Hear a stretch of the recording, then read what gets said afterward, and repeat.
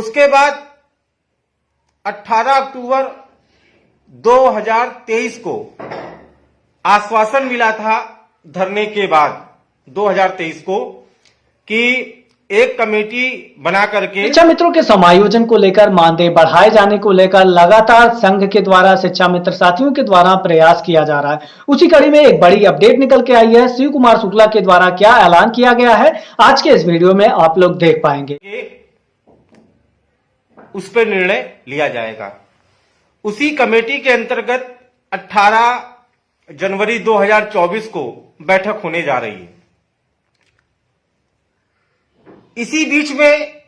High court Allahabad का पुनः एक ऑर्डर आता है 12 जनवरी 2024 को, जिसमें जस्टिस सौरभ श्याम जी एक उच्च स्तरीय कमेटी गठित करने की बात करते हैं। अब मजे की बात देखिए कि 2018 से लेकर के और 2024 के बीच में कई ऐसे घटनाक्रम हुए, कई ऐसी कमेटियां और समितियां बनी जिनका कोई भी रिजल्ट नहीं आया। तो मेरा साफ शब्दों में जो लोग मीटिंग में प्रतिभाग करने जा रहे हैं उनसे विनम्र आग्रह है, विनम्र निवेदन है कि अपने दिवंगत साथियों, भाइयों और बहनों की पीड़ा को देखते हुए समिति के समक्ष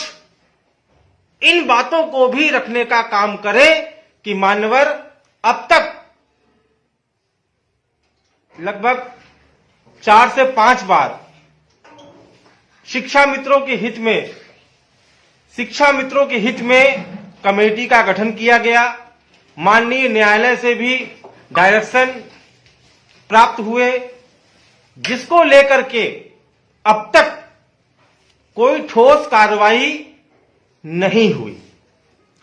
आखिर ऐसा क्या है कि एक तरफ हाई कोर्ट इस बात को स्वीकार कर रहा है, आपने पढ़ा होगा जब 68,000-69,000 भर्ती का प्रकरण चल रहा था तो बड़ी बड़ी हेडिंग थी और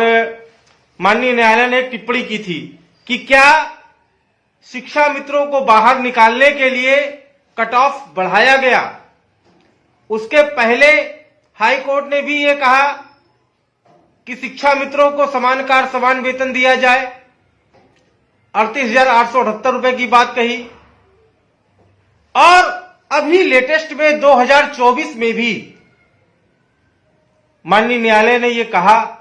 कि शिक्षा मित्रों का मानदेय बेहद कम है, एक हाई पावर कमेटी का गठन करके इनके मामले को निस्तारित किया जाए। अब सवाल यह है कि सरकार भी वही, सवाल यह है कि अधिकारी भी वही, विभाग भी वही, लेकिन समय के साथ साथ समस्याओं का निदान अब तक नहीं हुआ।